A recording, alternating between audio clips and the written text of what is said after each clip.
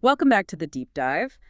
Today we're jumping into something, well, really practical. Yes, it's based on these excerpts called Practical Teachings for Inner Gold. Right, and they offer, what, 8 specific teachings aimed at personal refinement using these surprisingly simple analogies. Yeah, exactly. It's about taking maybe abstract ideas Yeah. and, grounding them in your everyday life, like a set of instructions for conscious growth. So our mission here is to pull out the most valuable bits, the stuff you can actually use, like right now, for real benefits. And the source keeps coming back to this core idea, this metaphor of molding yourself, polishing your inner gold. Inner gold. Yeah, and it's not just a nice phrase.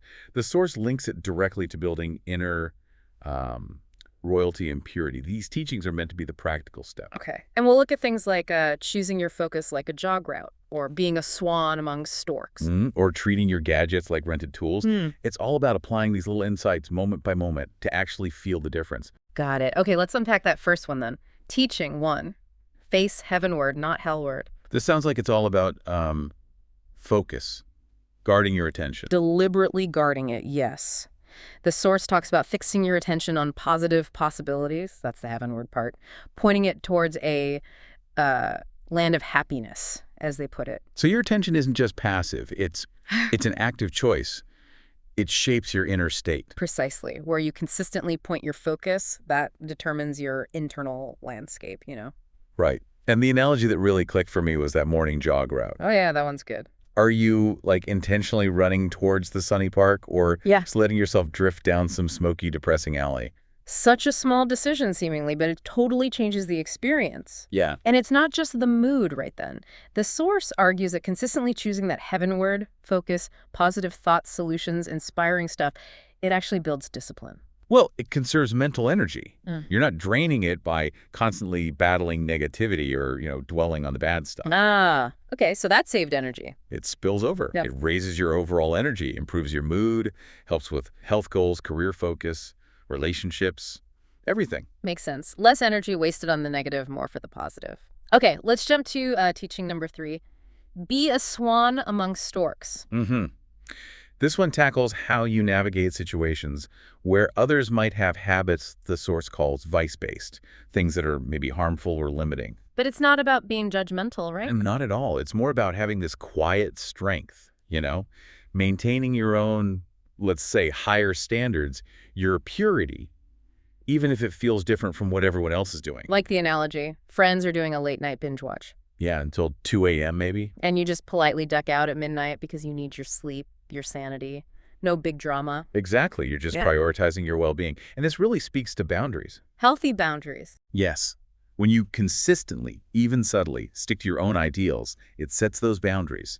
And interestingly, it often earns respect rather than causing friction. Really? You'd think it might alienate people sometimes. Sometimes, maybe initially, but over time, seeing your consistency, it can actually make others think, maybe even inspire them a little. It definitely builds trust and strengthens relationships based on integrity. Okay, interesting. Now linking this to maybe more tangible things, teaching number 4.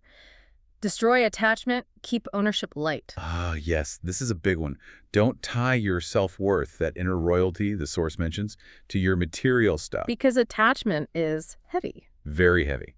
If your identity is wrapped up in your possessions, you're totally vulnerable if you lose them or they break.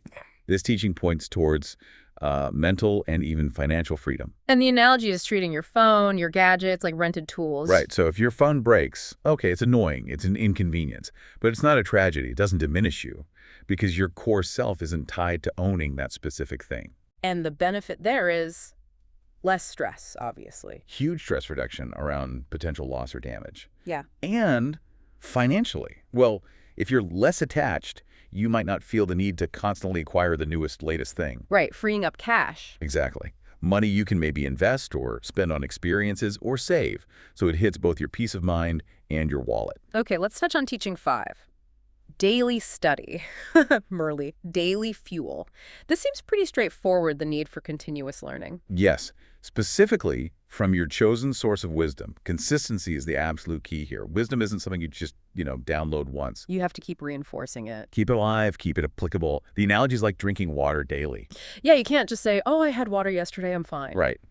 your performance dips. Mm. Your mental clarity, your decision-making, it all suffers if you miss that regular intake of this specific kind of, well, fuel. So those daily sessions, they keep the wisdom sharp? Keeps it fresh in your mind. Helps you avoid those careless slips, whether it's in how you speak, or a decision at work, or even how you manage your money. Yeah. Keeps that inner compass aligned. Yeah. Protects the gold. Okay, finally, teaching 8. Detest lust and impurity, just as athletes shun performance-draining junk food.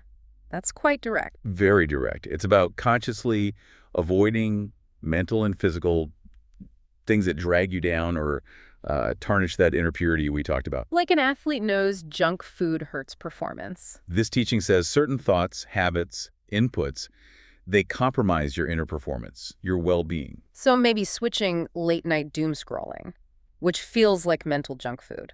Definitely. Switching that for something genuinely nourishing. Maybe some stretching or just, talking properly with your partner, being present. And doing that strengthens willpower. It's like flexing a muscle. Yeah. Choosing purity, choosing nourishment over junk, mental or physical, builds that willpower. It also deepens intimacy because you're more present, less distracted. And helps balance your chemistry. Fundamentally, yes. Avoiding things that pollute the mind and body helps keep your whole system, your mind-body chemistry, more balanced, which is crucial for health, for clarity. So, looking back at all these guarding focus, the swan idea, light ownership, daily fuel, avoiding junk, they're all basically small, conscious choices. Repeated daily, yeah. And each one is either polishing that inner gold or letting it get, well, tarnished. It really brings us back to that quote you mentioned from the source, only those who mold themselves are real gold. And these teachings are the practical tools for that molding process, aren't they? Absolutely. The source is laying it out. Every choice you make, what you watch, read, eat, how you react, where your time goes, it's contributing one way or the other, polishing or tarnishing that inner royalty and purity. Which leaves us with a final thought for you listening today, directly from the source material, really. Just pick one analogy.